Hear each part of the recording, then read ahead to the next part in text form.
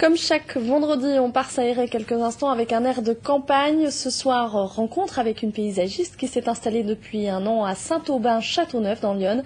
Elle dispose d'un jardin peu conventionnel, vivant, en mouvement. Celui-ci abrite des herbes folles et toutes sortes de plantes sauvages. Les insectes y jouent aussi un rôle essentiel et en particulier les abeilles butineuses. Marianne Picoche et Isabelle Rivière.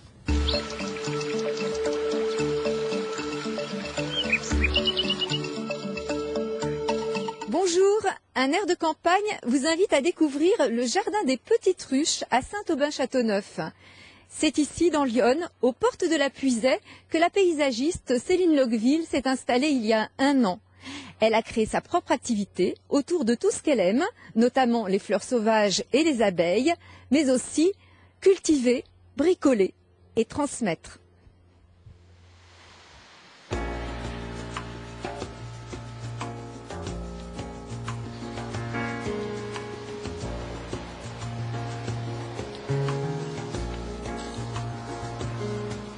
J'aime bien cette idée que quand les gens ils viennent chez moi, ils se disent pas oh, waouh, mais elle a un super jardin, moi je peux pas.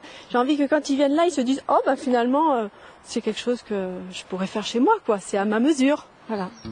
Céline aime comparer le jardin à un enfant qu'on accompagne dans sa croissance. Dans ce jardin en mouvement, rien n'est figé, toutes les plantes ont leur place. Ça veut dire on se sert de la force de la nature, on l'accompagne et on va pas contre la nature.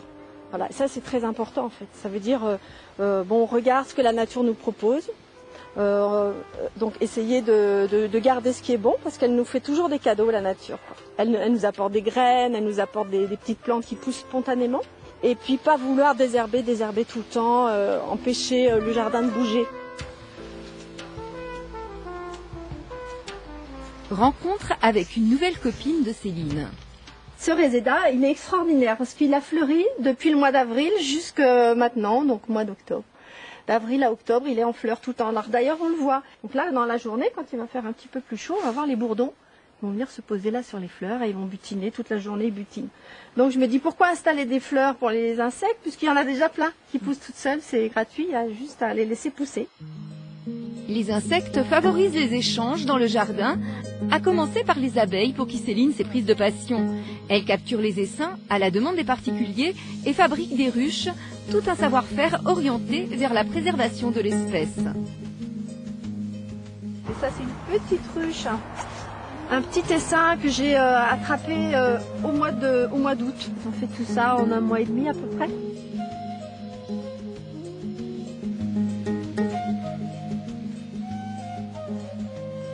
Ça, c'est des rayons qui sont des rayons de l'année dernière. Et ça, c'est tout ce qu'elles ont construit cette année. Et au fur et à mesure qu'elles construisent, moi, je leur rajoute des caisses par en dessous. Je soulève ma ruche et je les accompagne. J'accompagne le mouvement de construction. Bon, alors, les filles, ça bosse aujourd'hui? On sait qu'elles travaillent beaucoup dans le jardin pour nous. Depuis quand on installe une ruche, on s'aperçoit qu'on a beaucoup de pommes, on a beaucoup de framboises. On accueille des abeilles dans notre jardin et en échange, elles vont nous faire tout un travail dans le potager, dans le verger. Et elles vont faire le travail en fait de pollinisation, c'est-à-dire elles vont féconder les fleurs.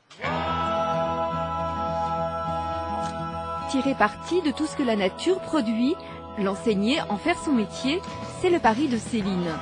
Elle anime des stages de vannerie pour fabriquer des paniers ou des nichoirs à insectes, mais sa matière première n'est pas banale, c'est une indésirable qu'elle va chercher en forêt.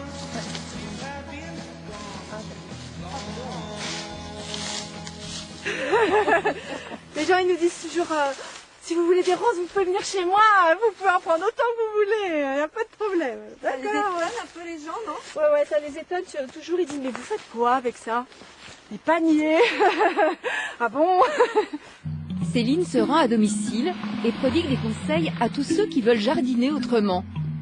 Des clients qui deviennent des amis comme Robert. Séduits par les ruches, ils finissent par en installer une. Donc tu vois là, tout ça c'est des réserves de miel. Oui. C'est rempli. Donc là elles ont facilement 12-13 kilos de miel. Donc ça c'est pour l'hiver, c'est suffisant. Qu'est-ce que j'ai à faire? Eh ben écoute, pendant l'hiver, ce que tu as à faire, c'est de jamais ouvrir les fenêtres. C'est tout? C'est tout. Elle se débrouille. Tu sais C'est que bien. tous les gens qui viennent ici sont ravis de découvrir ta ruche. C'est vrai? Ouais. Ça me fait plaisir. Voilà. Et comme il y a un petit peu de monde qui passe, c'est bien. Petit à petit, je les accompagne dans leurs projets. J'arrive avec les abeilles, je mets les abeilles dans la ruche avec les personnes. Donc ça, c'est un super spectacle. Et puis après, comme pour Robert, je reviens comme ça plusieurs fois dans l'année, voir si tout se passe bien, si les réserves sont bonnes, si les abeilles se portent bien. Ouais. Les ruches, les abeilles, les fleurs qui plaisent aux abeilles, peu à peu Céline essaime autour d'elle. Sa démarche répond à un besoin, bien au-delà de la production de miel, sauvegarder une nature sauvage.